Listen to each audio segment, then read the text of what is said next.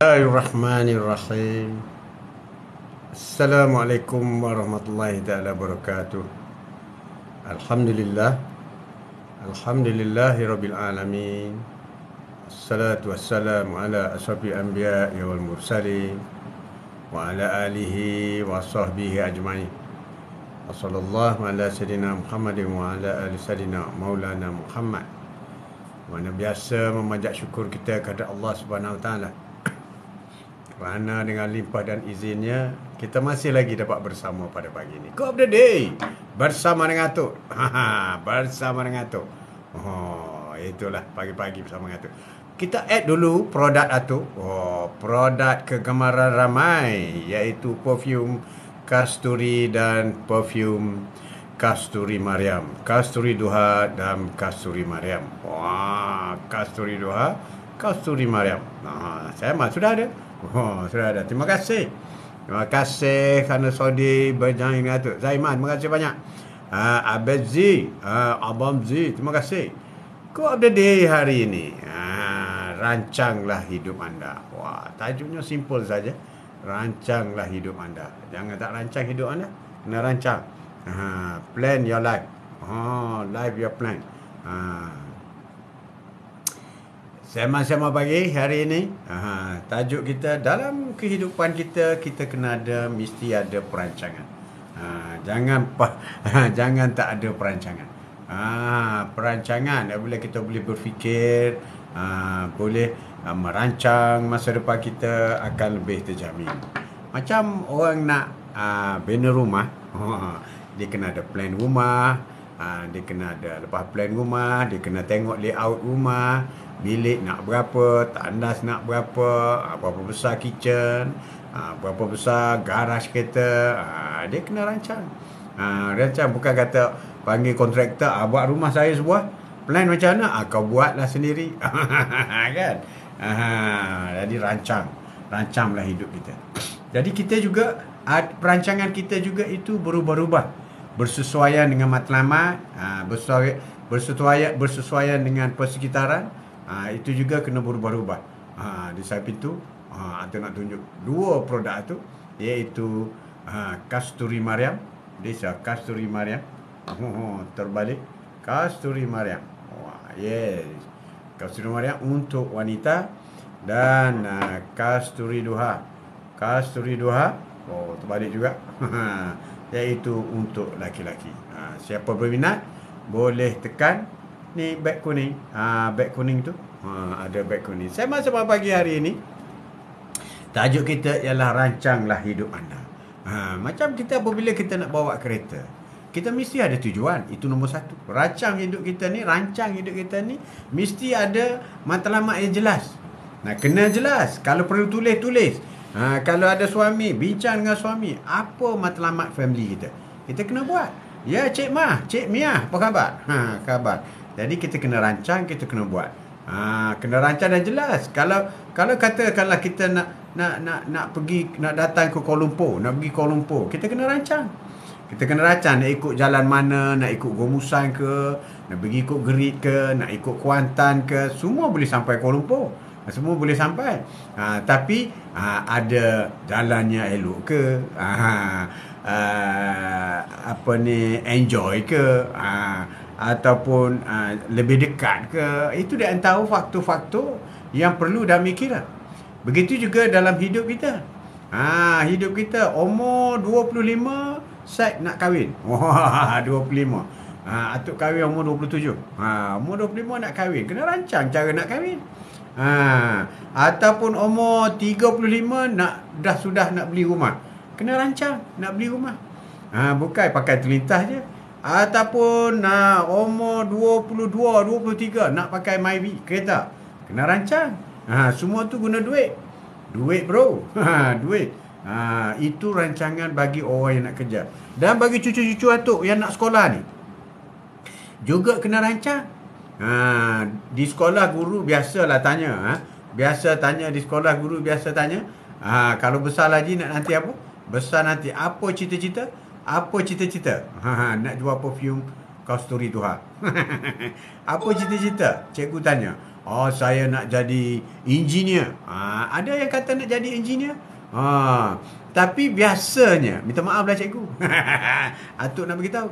Biasanya cikgu ni dia tanya je, kau besar nak jadi apa? Engineer. Bagus. Yang ni, yang kau besar nak jadi apa? Jadi doktor. Bagus. Yang ni, saya nak jadi tukang kebun. Kenapa pilih tukang kebun? Kerana tukang kebun lah. Maka bunga-bunga jadi cantik. Jadi, setakat tanya je. Kalau kita kata sepatutnya yang lebih bagus ialah tanya. Apabila besar nak jadi apa? Nak jadi doktor. Okey, bagus. Cita-cita tu hebat. Tapi untuk membolehkan jadi doktor, apa bidang mata pelajaran yang perlu ditekankan? Jadi barulah pelajar itu mendapat satu panduan. You kena A chemistry, you kena A biology, you kena A fizik. Itu bidang-bidang yang perlu tekankan. Kalau you tak dapat cemerlang dalam subjek ini, maka mustahil you boleh buat bidang perubatan. Jadi inilah penjelasan yang perlu diberi. Kalau kau nak jadi tukang kebun, tak baca buku pun tak apalah. Asal lepas SPM. Contoh. Jadi kita boleh bagi tahu perancangan itu seperti itu. Jadi begitu juga dengan anak-anak kita. Anak-anak pun kita kena bagi tahu juga apa cita-cita anak-anak masa depan. Kita kena elaboratekan sikit. Ini kasturi Mariam untuk muslimah. Sedap baunya. Wow, wangi. Bau wanita.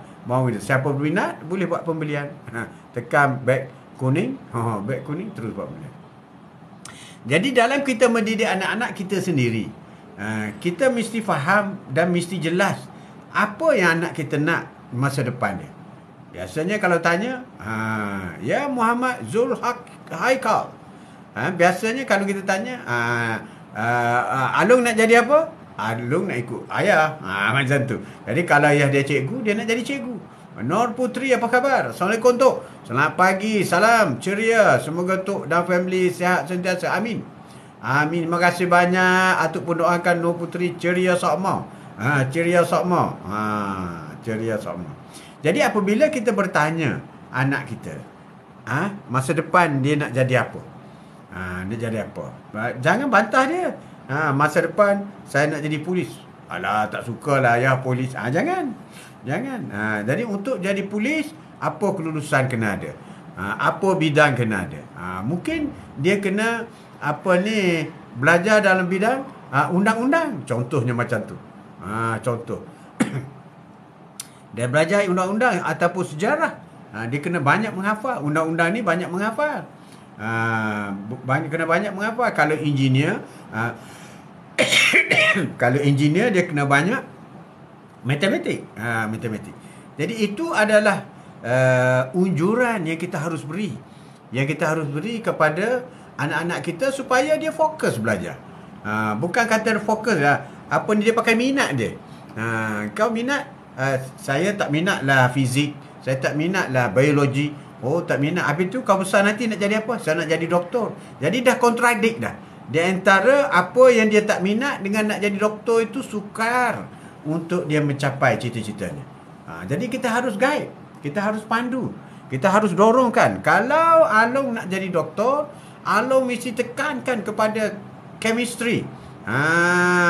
Along mesti tekan kepada biologi. Ini adalah bidang-bidang yang wajib untuk menjadi seorang doktor. Baru dia faham. Itu penting dalam kita mendidik pelan perancangan untuk anak-anak kita. Itu untuk anak-anak. Begitu juga apabila kita orang tadi Atuk kata set tarikh. Lepas konvo umur 24 nak kahwin. Cari-cari tak jumpa. 27 nak kahwin. Cari-cari jumpa. Contoh macam tu. Kahwin. Kenapa kau kahwin? Ini juga penting. Orang lain kahwin, saya pun nak kahwin. Tak jadi macam tu. Saya kahwin lillahi ta'ala. Itu yang penting. Saya kahwin kerana nak ikut sunnah Rasulullah. Itu yang penting. Nawaitu lillahi ta'ala. Itu penting. Kena ikut sunnah. Kena ikut sunnah. Bukan sembarangan. Bukan sembarangan. Untuk nak kahwin, bukan sembarangan. Jadi kita kena ada nawaitu lillahi ta'ala. Itu kita kena bersungguh-sungguh dalam soal komitmen kita. Jadi apabila kita merancang, merancang untuk kahwin, apabila sudah kahwin, maka sudah semestinya kita merancang untuk membentuk sebuah keluarga yang lebih besar, iaitu ada anak. Anak 1, 2, 3, 4, 5, 6, 7, 8, 9, 10, 12. 12, 11 dulu tu. Ada itu perancangan kita. Dan apabila nak mendirikan rumah tangga, adakah nak membeli rumah atau nak menyewa? Itu juga perancangan. Kalau nak kurangkan komitmen, maka lebih baik menyewa. Tapi menyewa pun mestilah harga yang tidak membebankan. Mungkin cari rumah yang sewa harga 1,000 sebulan kalau Kuala Lumpur. Kalau kat Kota Baru mungkin 500 sudah dapat banglo. 3 bilik kecil-kecil. Dah dapat dah. Boleh menyewa. Kalau kita nak beli, mungkin bayaran bulanan itu tinggi. Lebih murah kita menyewa peringkat awal. Semasa financial kita tidak tinggi. Kita buat persiapan macam tu. Jadi kalau di Kuala Lumpur, kalau kau menyewa, mungkin apartmen 3 bilik pun dah, kalau furnish dah 2,000. Kalau 3 bilik, 2 bilik air nak dapat 1,500 susah dah Kuala Lumpur. Susah dah. 2,000 atau 1,800. Ya Mak Yusri, Assalamualaikum Jumat. Waalaikumsalam sahabat syurga semua. Amin. Jadi kita kena rancang. Jadi ada juga orang yang merancang, iaitu menyewa sampai harga 2,000 sebulan. Sedangkan apabila kita sewa, sewa ni rumah itu tetap tidak milik kita. Kita akan kekal sebagai penyewa. Dan dia boleh terminate kita dengan bagi 3 bulan notis. Rumah ini sila kosongkan, bagi 3 bulan notis. Kita kena cari rumah lain. Jadi kita harus fikir mungkin kalau kita beli apartmen yang outskirt sikit, luar bandar sikit daripada Kuala Lumpur contoh, mungkin kita boleh beli dengan harga 300,000 ataupun 350,000. Jadi kalau 350,000, bayaran monthly lebih kurang dalam 1,500. Daripada kita menyewa 1,500, baik kita beli. Sebab rumah tu jadi milik kita. Dan keuntungannya, pertama, rumah jadi milik kita. Yang kedua, value rumah itu akan naik, semakin naik. 2%, 5%, 10%. After 10 years, kalau you beli 300,000, lepas 10 tahun dah jadi 350. Contoh, mungkin lebih kalau dah ada prasarana dan facilities yang berhampiran, LRT ke apa ke, mall ke apa ke. Itu penting kepada kita. Kita jangan fikir nak beli rumah mesti dekat tempat kerja. Ini ramai orang buat silap. Nak beli rumah kena cari tempat kerja. Sebab tempat kerja ni tidak permanen. Sedangkan rumah permanen. You kena cari rumah tempat yang strategik. Mungkin jauh sikit tempat kerja, si ada jauh sikit, you boleh berulang alik. Itu contoh. Tapi kalau nak pilih tempat kerja, bagaimana kalau kerja itu satu hari nanti kau berhenti, ataupun kau dapat tawaran tempat lain, ataupun promotion, jadi pengarah sebagainya, mana engkau terpaksa berpindah tempat kerja. Berarti yang dikatakan dekat tempat kerja tadi itu begitu subjektif, bukan permanent. Tapi kalau kita beli rumah yang berhampiran dengan lokasi-lokasi yang strategik, dengan prasarana yang dekat, hampir sebagainya, kalau kita kena tukar ataupun kita dapat kerja baru, kita boleh bagi sewa dengan harga yang tinggi. Mungkin kita bayar installment dengan bank 1,500. Kalau apartmen 3 bilik, mungkin kita boleh bagi sewa 1,500 juga, ataupun 2,000 dengan furnish. Di situ ada keuntungannya. Assalamualaikum Tok. Ya, perindu Rasulullah. Waalaikumsalam warahmatullahi taala wabarakatuh. Sehat. Terima kasih. Jadi dalam soal perancangan hidup kita ini, kita kena rancang. Dan kita cuba melaksanakan secara yang sebaik mungkin. Lawa background. Lansir. Jadi hidup kita kena rancang. Dan perancangan itu pula perlu fleksibel, berubah-ubah mengikut keperluan semasa, mengikut keadaan ekonomi, mengikut kemampuan kita. Kalau kita rasa kita tak mampu, kita jangan. Kita jangan buat satu yang financial commitmentnya dalam jangka masa yang panjang. Itu penting. Itu penting. Quote of the day hari ini, sembang-sembang pagi hari ini ialah soal perancangan hidup kita. Kena rancang. Kena rancang. Jadi tak semua yang kita rancang akan terjadi dengan sebagaimana yang kita kendaki. Ada yang kita tak dapat apa yang kita nak. Tak dapat. Sebab pada kita fikir, bila kita rancang, kita rasa itulah keputusan yang terbaik. Tetapi Allah lebih tahu apa keputusan yang terbaik untuk kita. Kita jangan kecewa bila kita rancang nakkan sesuatu, tetapi kita tidak dapat. Dan kita dapat benda yang lain, ataupun benda yang sama. Itu ada kemungkinan itulah yang terbaik kepada kita. Sebab itu kita berhubung dengan Allah.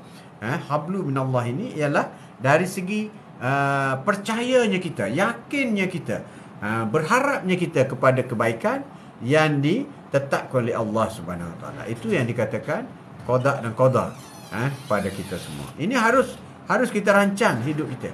Jangan biarkan hidup kita berlaku begitu sahaja. Pakai McDonald je berlaku. Itu berbahaya. Berbahaya. Ada driver nak mari ambil, ajak minum air. Itu berbahaya. Itu kena jaga. Kita kena jaga. Sebab jangan kita biarkan hidup kita berjalan tanpa ada perancangan. Tanpa ada perancangan. Jadi hidup kita kena rancang. Rancang yang sebaik mungkin. Begitu juga itu dari segi duniawinya, dari segi tanggungjawabnya. Ada juga perancangan hidup kita, iaitu dari segi ibadah. Apa perancangan hidup kita? Umur 30 nak menunaikan umrah, umur 40 nak menunaikan haji. Itu juga kita kena rancang. Kita kena rancang, kena top priority, lebih penting daripada planning yang lain. Jadi kita kena ada target kita. Umur 30 umrah, umur 40 menunaikan haji. Kita boleh buat perancangan. Jadi bukanlah setakat nak pergi umrah nak haji saja, mesti ada planning, menyimpan buat pendaftaran tabung haji. 1350 daftar menunaikan haji. Biarlah 50 tahun lagi pun tak apa. Tapi kita buat pendaftaran dulu. Pendaftaran dulu. Sebab haji ni queue kan. Queue. Dan kita, apabila kita sudah berumah tangga, bila dikurniakan cahaya mata, kita juga kena buat perancangan kepada anak kita. Kita tak boleh biarkan anak itu berkembang secara tanpa panduan. Itulah yang dikatakan lahirnya anak itu putih bersih, suci murni. Yang mewarnakan anak itu ialah ibu bapanya. Ibu bapa. Ke arah mana? Ke arah mana yang kita nak anak kita move forward ke arah yang lebih baik.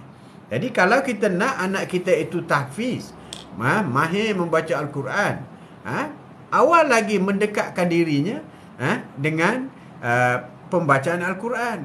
Mungkin boleh bermula dengan bapa dan mak, ataupun cari ustaz-ustaz yang boleh mengajar Al-Quran lebih awal.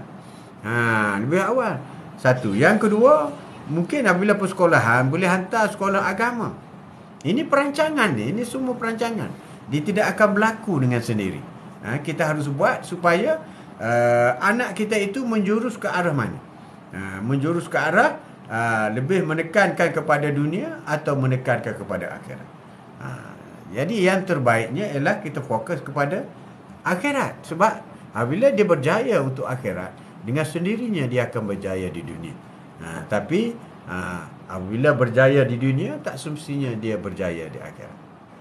Itulah quote of the day kita hari ini. Sembang-sembang pagi hari ini. Buatlah perancangan hidup kita. Begitu juga bagi orang yang telah bekerja, mulai bekerja. Apabila nak masuk universiti, kita boleh pilih apa bidang kita nak buat. Ya Rina, Tok, apa pendapat Tok tentang ibu bapa yang suka bandingkan anak-anak? Itu satu dosa.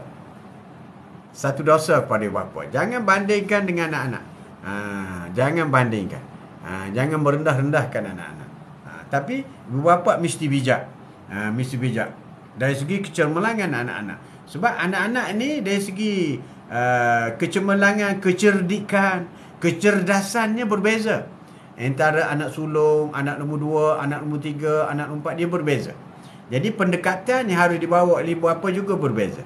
Kita jangan meletakkan apabila anak sulung sukses dapat 20A, contoh, anak nombor 2 dapat 2A je, kita jangan kutuk. Sebab yang 2A ni ending dia kita tak tahu lagi macam mana. Mungkin yang 2A ni dia lebih sukses hidup dia berbanding dengan yang 20A. Ataupun yang bongsu.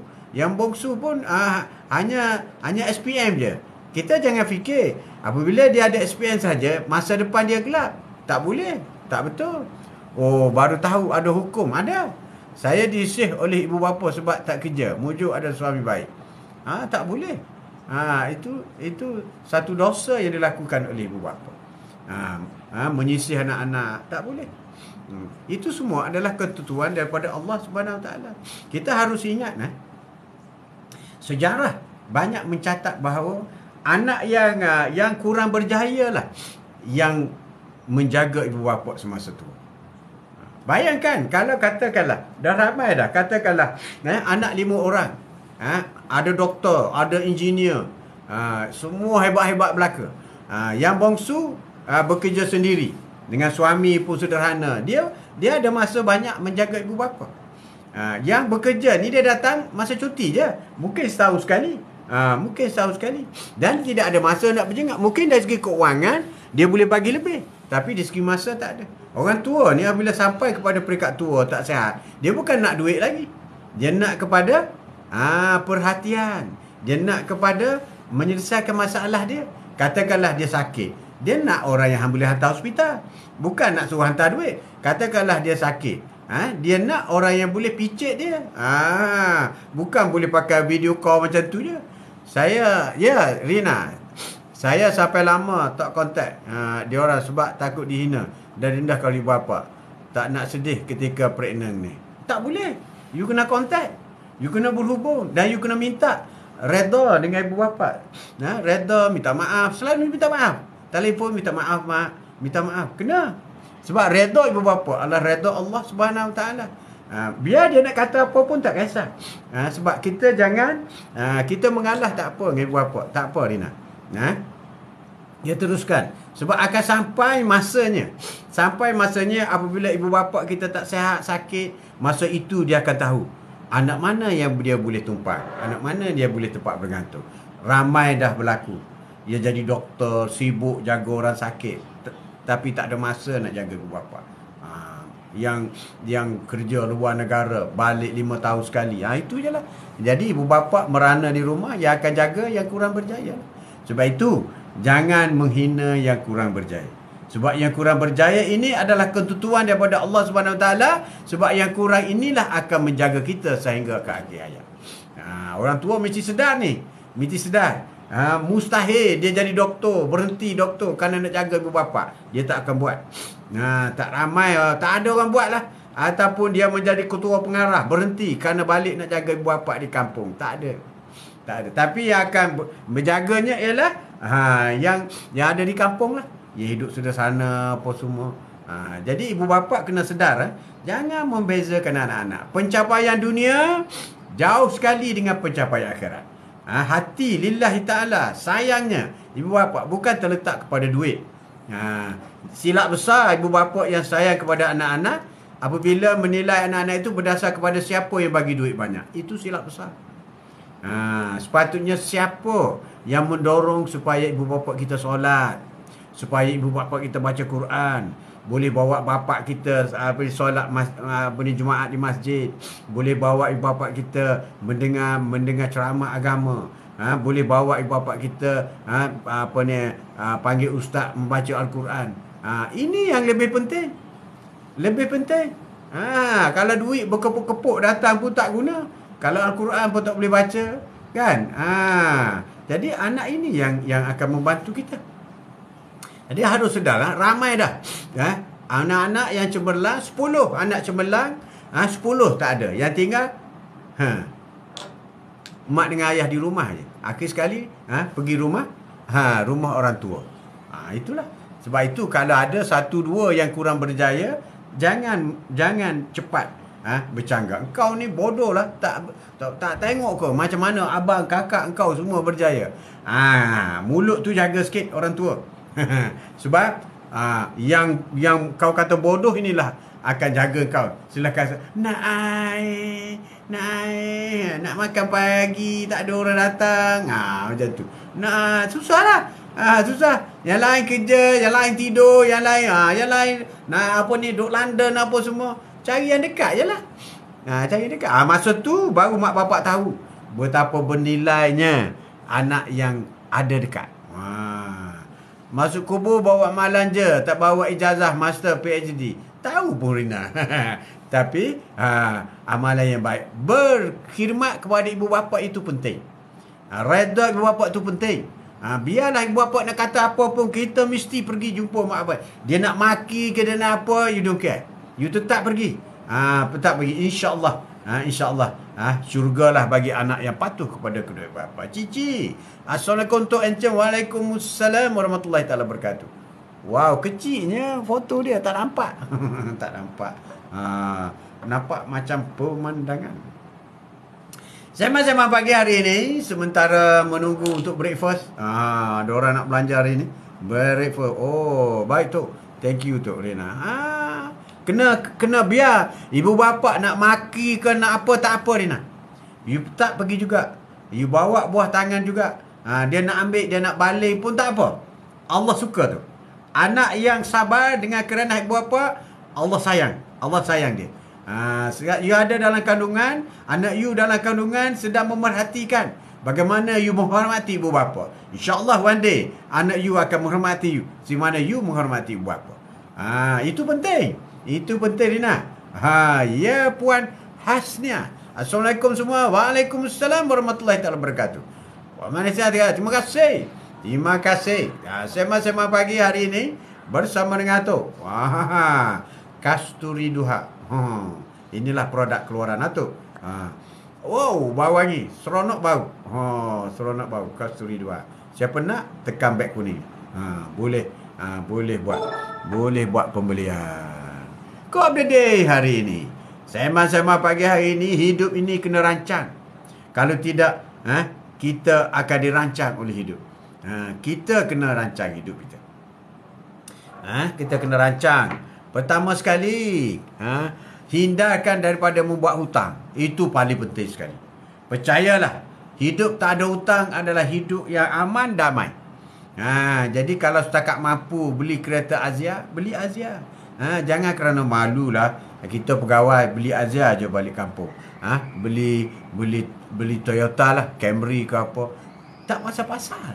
Kerana kau malu, nak cover malu, kau kena bayar 1,000 sebulan. Sedangkan Azia baru RM400. You save RM600. Balik kampung sekejap je. Bukan you balik kampung duduk sampai 3-4 bulan. Kan? Malu apa?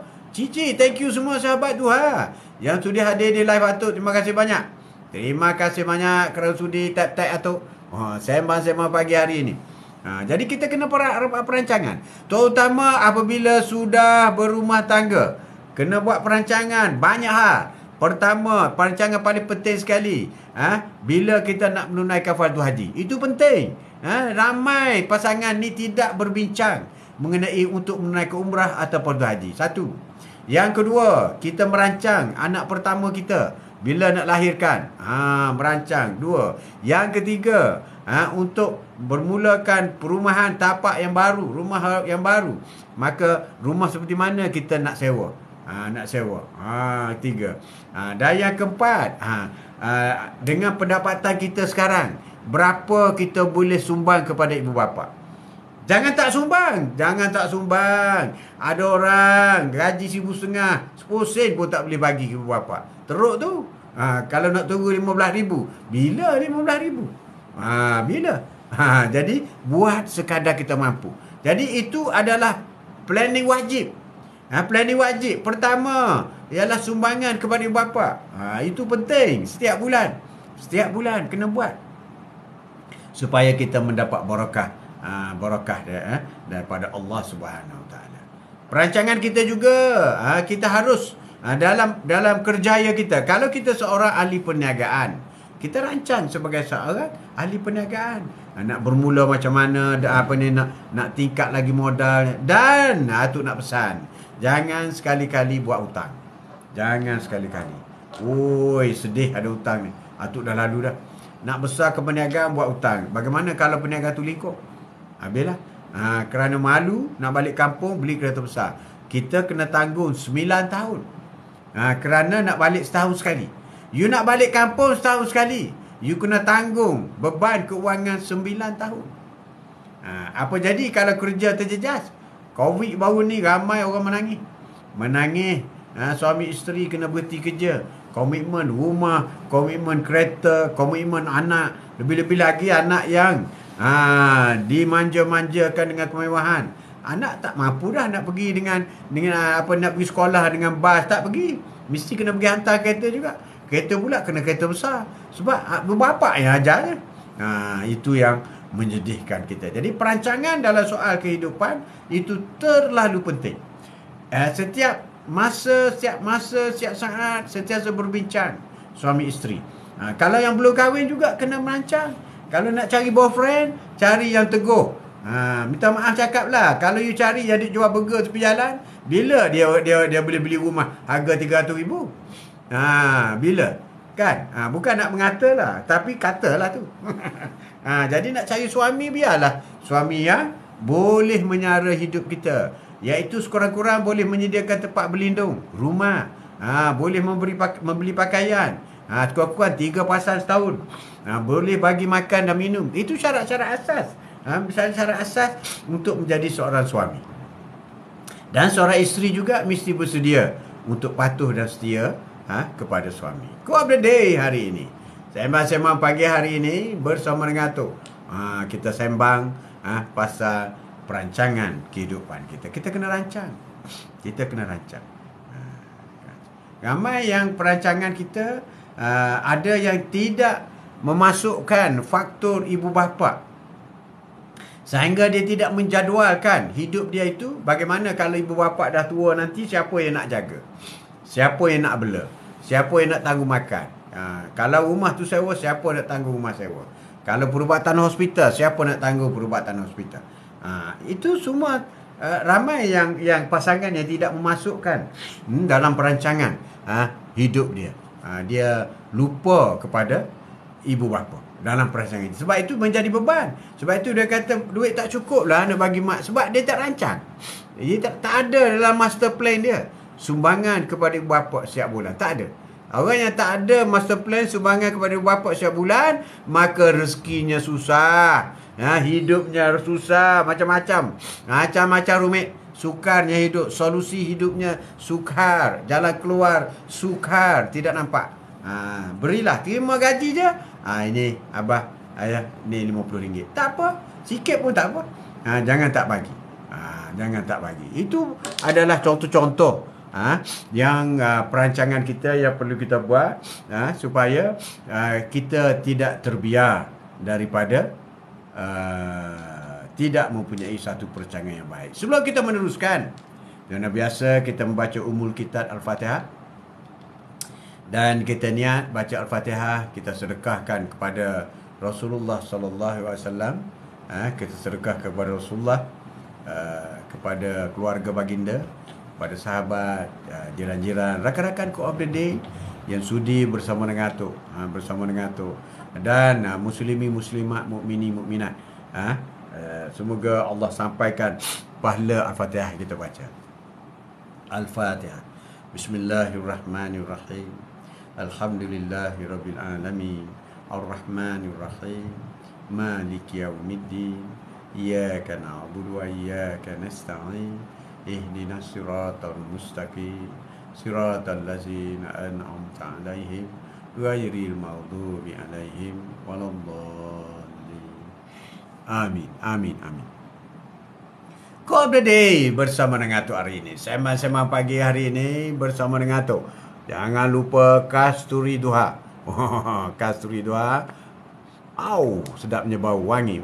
Kasturi Duha. Siapa berminat, boleh tekan beg kuning tu. Beg kuning. Beg kuning boleh tengok. Boleh tengok Kasturi Duha. perancangan kita, hidup mesti dirancang, jangan tak rancang. Dan kita kena ada faktor luar jangka. Ni ramai orang yang buat perancangan hidup tak masuk faktor luar jangka. Sebab itulah apabila sesuatu planning itu gagal, maka dia akan koyak teruk. Seperti contoh faktor luar jangka 2 tahun lepas, apabila COVID menyerang, ramai yang koyak, ramai sedih, ramai yang bankrupt, ramai yang berhenti kerja, pilot yang gaji berbelas ribu pun sampai ke jual burger apa semua. Sebab itu termasuk dalam faktor luar jangka. Jadi Atuk menyarankan kepada anak cucu Atuk, buatlah simpanan untuk luar jangka. Ambillah 10% daripada pendapatan atau daripada gaji, letakkan, jangan usik. Ini faktor luar jangka. Faktor luar jangka dalam ekonomi rumah tangga. Jangan habis. Ada orang habis. Terima gaji 25 hari bulan. 29 hari bulan dah habis dah. Allahu Akbar. Jangan macam tu. Jangan, itu satu very big mistake. Very big mistake. Jadi kena ada contingency plan. Apabila katakanlah kita tak mampu bayar rumah ni, maka rumah ni terpaksa kita jual. Jangan ada sentimental value. Tak boleh lah bang, rumah di kita sayang bang, jiran kita baik pun. Kalau kita tak mampu bayar monthly, we have to dispose. Kita kena let go. Jangan kerana ada emosi. Jangan. Itu silap besar. Kita mesti berpijak di bumi nyata. Mesti berdasar kepada realiti. Jangan ego. Jangan sombong. Malu kat orang lah. Nanti mak bapak datang, nanti duduk rumah teres. Malu. Ini bukan soal malu. Ini survivor. Survivor. Binatang pun dia ada cara survivor. Survivor. Kalau untuk survive, dia akan buat apa saja. Binatang ni demi untuk survivor. Kita manusia yang ada otak, lagilah kena menggunakan fikiran kita untuk survivor. Begitu juga kereta. Kalau kita kena let go kereta kita, kita kena kereta yang kecil, let go. Let go. Jangan ada sentimental value. Begitu juga syarikat. Kalau kita memiliki syarikat yang banyak hutang, kita cari siapa nak melabur. Okay, you take lah majority share. You run the company. Jadi kita kena selesaikan benda itu. Jangan ada sentimental value. Kilang syarikat saya ni saya buat lama dah. Saya berpenat lelah, sayang nak lepas kat orang. Okey, hutang bank makin lama makin naik. Bunga bank makin lama makin naik. Akhirnya dia akan bankrupt. Jadi sebelum kau bankrupt, kau panggil kau pelabur. Okey, take my company. Biar kita tinggal 10%, 90% orang lain run. Itu biasa. Ini semua adalah perkara-perkara yang tak ramai orang yang berkongsi dalam sebuah kehidupan. Apabila kita terpaksa let go apa yang kita sayang. Bukan let go suami, bukan let go bini, ada masalah aja minta cerai. Bukan. Suami pula ada masalah saja nak cerai bini. Bukan macam tu. Itu bukan jalan penyelesaian yang sebenar. That's a last action yang kita perlu ambil. Apa yang penting ialah buat bicara, berbincang, dan kita narrow down kan, kecilkan objektif kita, kecilkan, narrow down kan, pergi kepada perkara-perkara yang kecil. Penyelesaiannya dalam soal penyelesaian ekonomi keluarga, panggil semua anak-anak, buat berbincang. Balong masuk universiti ya. Kena baca. Berarti duit poket kena kurangkan. Kak Ngah, duit poket kena kurangkan. Pakaian kena jarangkan beli. Ini semua kena buat perbincangan. Face to face, heart to heart dengan family, supaya mereka tidak terjejas dari segi pendidikan mereka. Dalam masa yang sama, kita boleh mengurus dana ekonomi keluarga dengan baik. Kalau terpaksa buat dua kerja, pagi kerja di office, malam jual burger, buat. Tapi jangan lupa satunya, beribadah kepada Allah SWT. Solusi yang sebenar ada pada Allah, bukan ada pada manusia, bukan ada pada duit. Ini ramai orang silap. Kalau dapat 1 juta, selesai masalah kita. No way. Itu takbur. Kalau Allah tak izinkan, walaupun dapat 1 juta, adalah kau buat benda lain, sehingga masalah tak selesai, duit habis. Sebab itu penyelesaian semua ada pada Allah. Ada pada Allah. Apa sahaja masalah, jumpa Allah dulu. Macam mana nak jumpa Allah tu? Tak nampak. Kau solat dulu. Menghadap Allah dulu. Menghadap Allah. Ya Allah, solat sunat 2 rakaat. Ya Allah, aku sedang menghadapi masalah keuangan yang teruk. Tolonglah selesaikan ya Allah. Tolong selesai. Tunjukkanlah jalan-jalan keluar. Tunjukkanlah solusi-solusinya, ya Allah. Apa yang harus saya lakukan? Apa yang harus aku lakukan, ya Allah? Hanya pada mula aku menyerah. Itu kita kena buat. Solusi berada pada Allah. Kalau Allah lambat berkenan, sabar. Sabar. Akan sampai masanya, akan diselesaikan. Tapi usaha jangan berhenti. Tetap usaha. Usaha. Sehingga kita bertemu dengan satu kaedah. Maka kita boleh menyelesaikan masalah keuangan dalam keluarga kita. Kau ada day hari ini. Sema-sema pagi bersama dengan Atuk. Terima kasih banyak kerana sudi bersama dengan Atuk. Terima kasih rakan-rakan dari Indonesia, Singapura, Malaysia khususnya Sabah Sarawak, Thailand, dan juga daripada Brunei Darussalam. Terima kasih banyak kerana sudi bersama dengan Atuk. Tajuk kita hari ini ialah rancanglah hidup anda. Rancang. Kalau anda belum kahwin, rancang sebagai seorang kahwin akan sampai tahap kahwin, ada anak, ada rumah dan sebagainya. Kalau dah kahwin, rancang sebagai seorang suami, dan tanggungjawab suami ialah jaga dirimu dan keluargamu daripada dibakar oleh api neraka. Itu tanggungjawab suami. Dan isteri pula, setialah kepada suami. Itu salah satu daripada 4 tugas isteri, setialah kepada suami kalau nak masuk syurga. Baca Al-Quran, sedekah, puasa bulan Ramadan, solat 5 waktu dan setia kepada suami. InsyaAllah engkau akan masuk syurga. Jadi itulah yang kita harus kongsi hari ini sedikit. Semoga memberi manfaat kepada anda semua. Cukuplah untuk hari ini. Untuk ini melafazkan terima kasih banyak, mengucapkan terima kasih banyak, dan buatlah perancangan hidup anda semana mengikut acuan anda sendiri. Tapi jangan lupa menggunakan acuan yang ditunjuk oleh Rasulullah SAW. Berpandukan kepada Al-Quran dan hadis, supaya hidup kita terjamin dunia dan akhirat. Sekian, wabillahi taufiq wal hidayah. Assalamualaikum warahmatullahi taala wabarakatuh. Wallahu a'lam. Terima kasih. Sallallahu